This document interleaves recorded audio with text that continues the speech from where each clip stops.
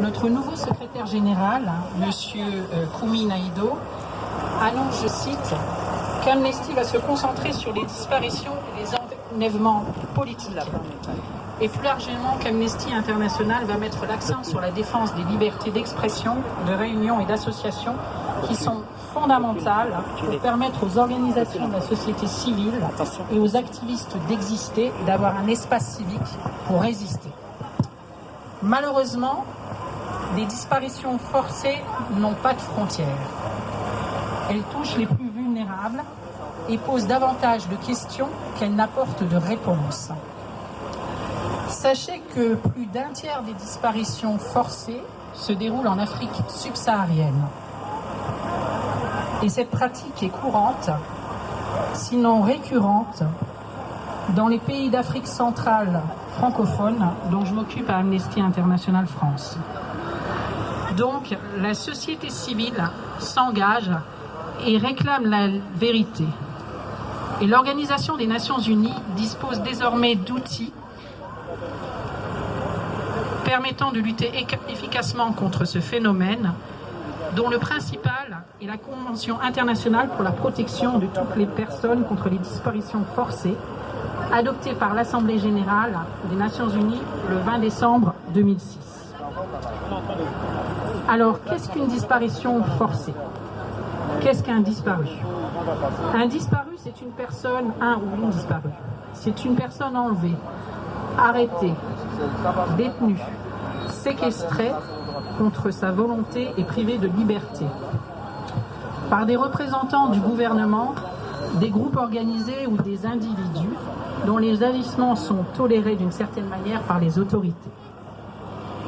Cette privation de liberté s'accompagne d'un refus des autorités de révéler le sort réservé à la personne disparue et le lieu où elle se trouve, ou de reconnaître que cette personne est privée de liberté.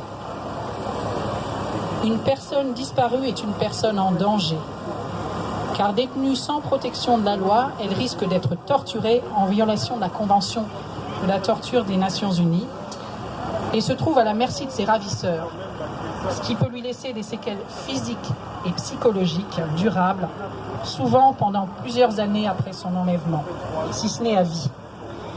Elle risque aussi de subir de multiples violations des droits humains fondamentaux qui sont inscrits dans la Déclaration universelle des droits de l'homme, comme le droit à la vie, le droit à une vie de famille, le droit de ne pas être détenu arbitrairement, le droit de ne pas être soumis à la torture ou à d'autres peines ou traitements cruels, inhumains ou dégradants. La disparition forcée enfreint aussi les droits des proches de la victime, qui doivent souvent patienter pendant des années avant de découvrir la vérité sur ce qu'il est advenu d'elle, et pour lesquels l'incertitude et la méconnaissance du sort des disparus est absolument insupportable, et auxquels il ne reste que l'espoir de revoir le ou la disparue éventuellement un jour. Les victimes des disparitions forcées sont rarement libérées. On ignore généralement ce qu'elles sont devenues, ce qui accroît donc la souffrance des familles et des amis pour lesquels les disparus sont des morts virtuelles. Dans bien des cas, les proches ne sont pas à même psychologiquement de trouver l'apaisement et d'accepter la disparition de la victime. Un grand nombre d'entre eux sont dans un état grave de détresse psychologique qui peut parfois entraîner des troubles physiques.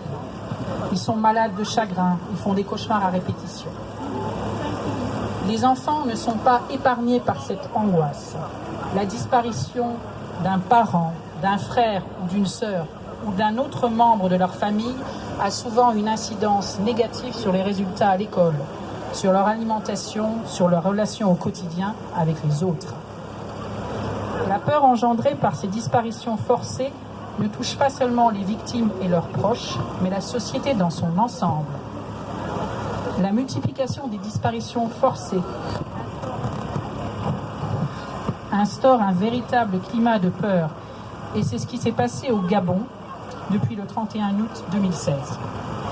Amnesty International condamne toutes les disparitions forcées qui sont des crimes au regard du droit international.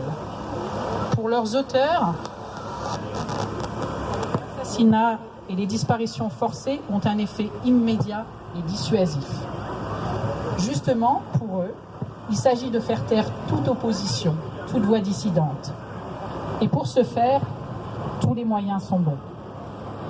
Si ces disparitions sont récurrentes, c'est qu'elles ne sont pas seulement une fin, mais aussi un moyen.